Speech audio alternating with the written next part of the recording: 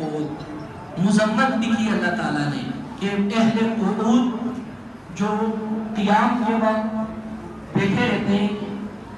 امام حسین علیہ السلام کا فرمان ہے ان لوگوں کے بارے میں کہ ان ھذا یقول لیکم حماما من حمام الحرم، یہ چاہتے ہیں کہ مجھے بھی اپنی طرح، کیونکہ وہ قیام نہیں کہ آپ کو معلوم ہونا چاہیے بڑے بڑے اصحاب موجود تھے اس وقت، بڑے بڑے علماء دین کے موجود تھے جن کی آج کتابیں موجود ہیں، آج نظریات پڑھاتے ہیں، تو وہ موجود تھے. امام فرماتے ہیں کہ مجھے حرم کے کبوتر بنانا چاہتے ہیں. حرم کے کبوتر کو دیکھا ہوگا جہاں مسجدوں مزارات پہ رہی ہیں تو کبوتر منڈلا رہے ہوتے ہیں.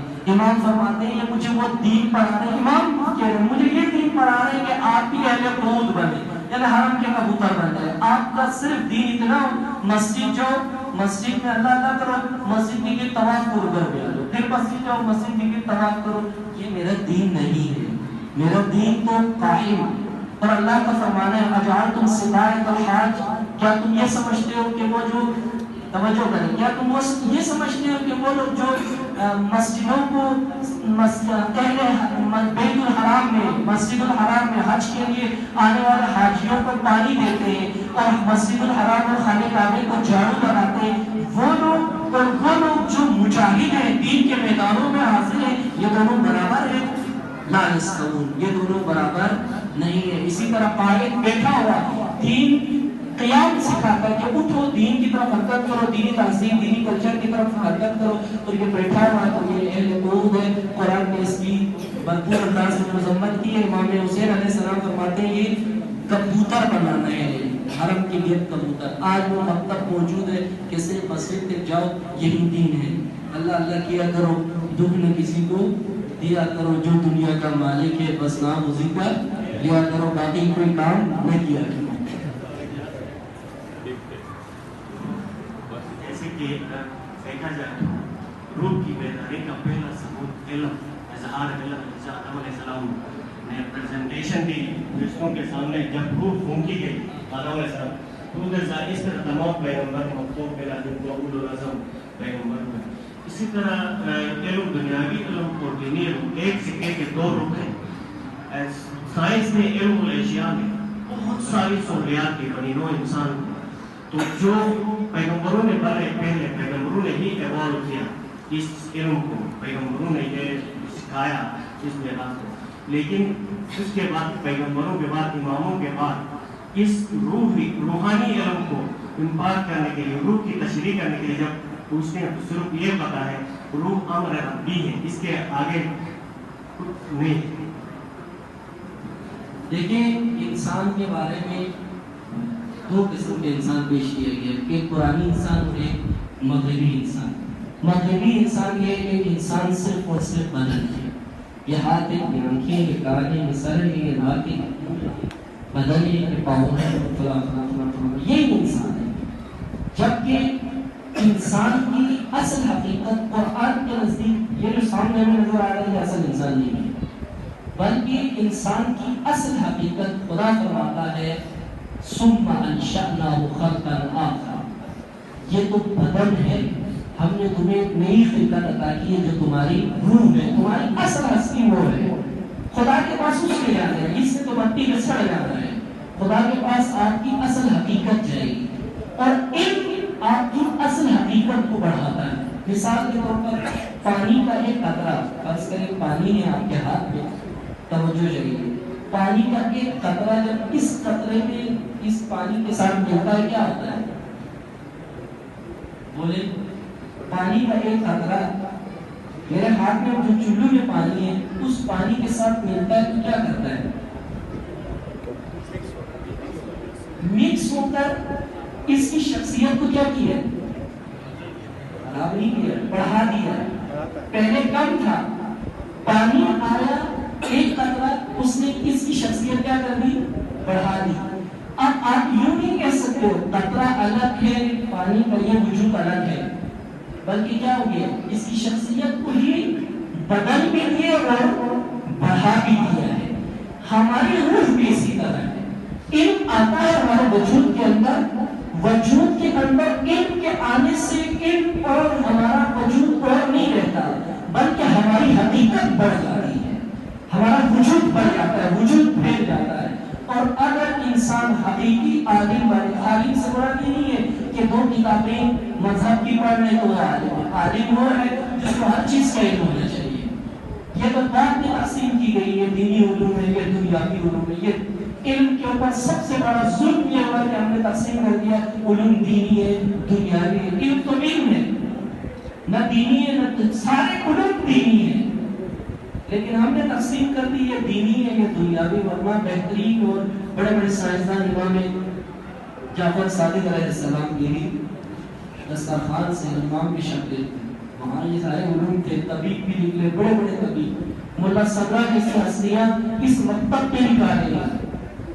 ابن سینا، ابو علی سینا جیسی شخصیات، نامور شخصیت کسی مکتب سے نکلے ہیں نا. طبیب بھی ہیں اور ساتھ عالم دین بھی ہیں، فیلسوف بھی ہیں، فلسفے میں بھی ماہر ہیں، ریاضی میں ان سے آگے کوئی نہیں.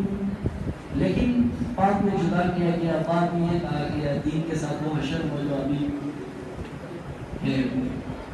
ہر ایک نے اپنے مطابق دین کو چھویا ہوا وہ سمجھتا ہے کہ میں بڑا دیندار ہوں اور میں نے اتنا دین حاصل کر لیا. ایسا ہی ہے، دین کے پورے وجود دین کا اس کا ایک احاطہ نہیں ہے. ہر ایک نے اپنے مطابق لیا ہوا اسی کو دین سمجھا ہوا ہے. کہ مولانا روم نے بہت خوبصورت مثال دی ہے. یہ کہتے ہیں کہ ایک دفعہ استبن کے اندر بہت بڑا ہاتھی رکھا اور ہر ایک کو کہا اندھیرا کا استبن جس میں ہم گائے جیسے رکھتے ہیں، کہا ہر ایک کو کہا جا کے ہاتھ لگا کے آ کے بتاؤ کیا ہے. ایک بندہ گیا، اس نے ہاتھ لگایا، بائیں رکھے گا ستون تھا بہت بڑا. اس نے پاؤں پہ ہاتھ لگایا، اس کے اوپر بہت بڑا ستون نہ بچا. دوسرا گیا، اس نے اس کے کان پہ ہاتھ لگے، اس نے کان دیکھا تو بائیں رکھے کو بہت بڑا پنکھا تھا. تیسرے نے اس کی جو ہے نا ناک پہ ہاتھ لگایا، باہر آ کے کہا بہت بڑا جو ہے نا پائپ تھا.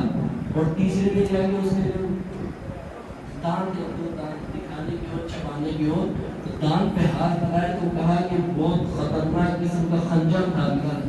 ہر ایک نے اپنے مطابق دیکھ لیا اور اس کو سمجھ لیا کہ جو میں نے سمجھا وہی اصل ہے. جبکہ حقیقت اگر روشن ہو جائے تو پتہ چلے گا یار یہ نہ تو پنکھا ہے، نہ تو ستون ہے، نہ تو یہ خنجر ہے، نہ پائپ ہے، بلکہ وہ ہاتھی ہے.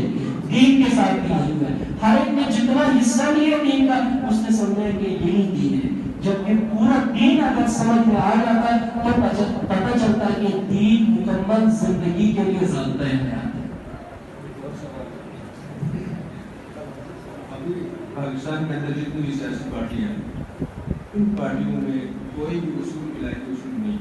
ٹھیک ہے، تو مثال کے طور پر میں کسی پارٹی کے سربراہ کے پارٹی کو جوائن کرتا ہوں، کیا یہ سیم وہی بیعت ہے جو کہ یزید کے پاس تھی؟ چلیے اتنا میں کہتا ہوں کہ ہر پارٹی کو ووٹ دینے سے پہلے ووٹ ڈالتے ہوئے یہ دعا کریں پروردگارا قیامت کے دن انہی کے ساتھ معشور کرنا.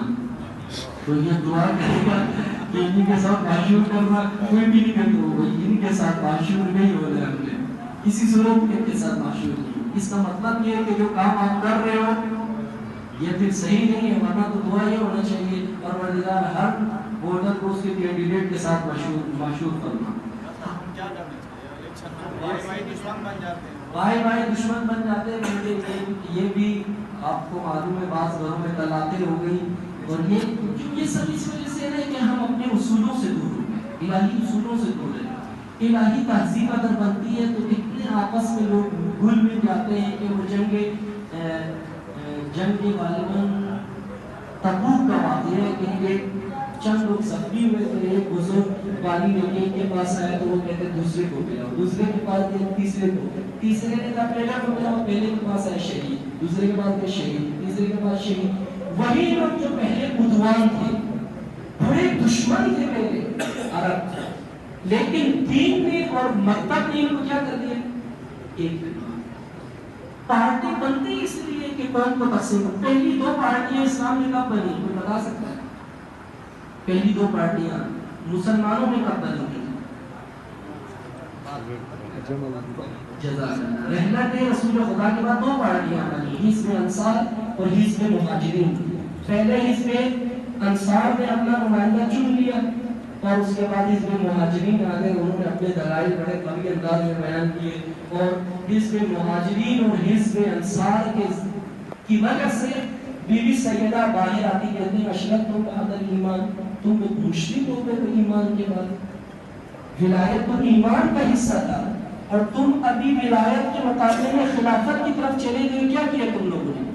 اشرکتم، شرک کر لیا ہے، خدا نے جو نظام بنایا تھا اس کے مقابلے میں تم خلافت لیا ہے۔ تو آج خلاف نظام ولایت آج ہے نہیں، دوسرے سلسلے ہمیں دوبارہ اپنے ان اصولوں کی طرف آنا پڑے گا۔ عزت میں سرفرازی اسی لیے ہے کہ اسی مطلب اور اسی آئیڈیالوجی کی طرف آئیں، وہ سب کو ایک کر دیتا ہے۔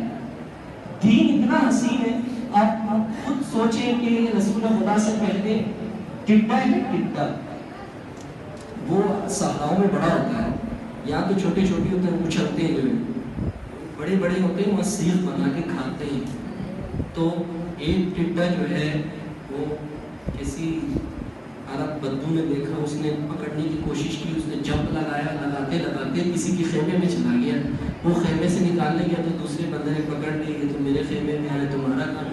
اس پہ ان کی جنگ ہوئی، قتل ہوا، اور 40 سال تک خاندانی جنگیں رہی ہیں، مارتے رہے، جنگ، لڑائی جھگڑا۔ پھر رسول خدا اسلام لے کر آئے، اس کے بعد یہ عدوان اخوان بن گئے، بھائی بھائی بن گئے۔ یہی لوگ جو اس طرح جھگڑا کرتے تھے، پر دین میں تو قوت ہے نا، لیکن وہی بات ہے کہ ان اصولوں کو تجربہ کریں، یہ اصول تجرباتی ہیں، اس کی تبلیغ اس طرح سے ہو کہ لوگ ان اصولوں کے تحت زندگی گزارنے کے لیے تیار ہوں۔ اس کے بعد دیکھیں کتنی محبت، بڑی فضا یہاں قائم ہوگی۔ پھر دشمن کے مقابلے میں بندہ دیوار بنتا ہے۔ آج انگلیاں جو بچپن میں مثال دیتے تھے نا، وہ لکڑی والی، ہر بندہ توڑتا ہے، لیکن یہ 4 5 6 لکڑیاں جمع ہو گئے تو اس کے بعد کوئی توڑنا آسان نہیں ہوتا۔ آج ہم یوں ہیں، اور احمد نے بہت خوبصورت جملہ کہا، آج ہم یوں ہیں، پارٹیاں حکومت نہیں بنے، مکہ نہیں بنا، جب مکہ لگتا ہے تو پھر کیا ہو جاتا ہے، دانت گر جاتے ہیں، لیکن ہم دانت گرانے کے لیے تیار نہیں ہے، انگلیاں توڑنے کے لیے تیار ہے۔ دانت گرانا ہے تو یہ انگلیاں مٹھی بن جائے، حکومت بن جائے، لیکن اگر انگلیاں توڑنی ہے تو اسی طرح ہی انگلیاں توڑیں گے، بندے شہید کرتے رہیں گے، کتنے شہید ہو گئے، امت بنتے ہیں۔ اگر پوری قوم، فقط گلگت کی بات نہیں کر رہا ہوں، بلتستان کی، اگر گلگت میں ہونے والے ایک شہید کے لیے گلگت اور پورا بلتستان آخری حصہ کھرمن پہ کھڑا ہو گیا ہے، اتنی بیداری آ جائے، کسی کی مجال ہے؟ کسی کی مجال نہیں۔ بس ہمیں اپنے اصولوں، اب اتنی افسوس کی بات ہے، دیکھیں آپ یہاں اسی خطے کے اندر گلگت بلتستان کی اس پٹی کے اندر آفانی بھی ہے نہیں ہے، اسماعیلی ہے نا، اس علاقے میں ہے، تو وہ اپنے اصولوں کے تحت زندگی گزار رہا ہے، ان کی اپنی آئیڈیالوجی، اس کے مطابق ہمارا، ہم امامیت، وہ اپنے آپ کو امامیت کہتے ہیں نا، دونوں ہی اسی سلسلے سے شروع ہوئے تھے، بعد میں وہ الگ ہو گئے، ہم الگ ہو گئے۔ لیکن آج اگر ہم بیمار ہوتے ہیں کہاں جاتے ہیں؟ ہم یونیورسٹی میں نہیں کدھر جاتے ہیں، امامیت کی قائم ہے۔ اس کا مطلب یہ کہ ہم نے اپنے اصول پیش، وہ مطلب وہ آئیڈیالوجی پیش کرنے کی ضرورت ہے، اس کے بعد پھر تہذیب بھی بدل جائے گی، پھر دیکھیں معاشرے کتنا حسین ہوتا ہے۔ یہ ایک دو درس نہیں ہوگا، بڑے موضوعات ہیں ان کے اوپر میں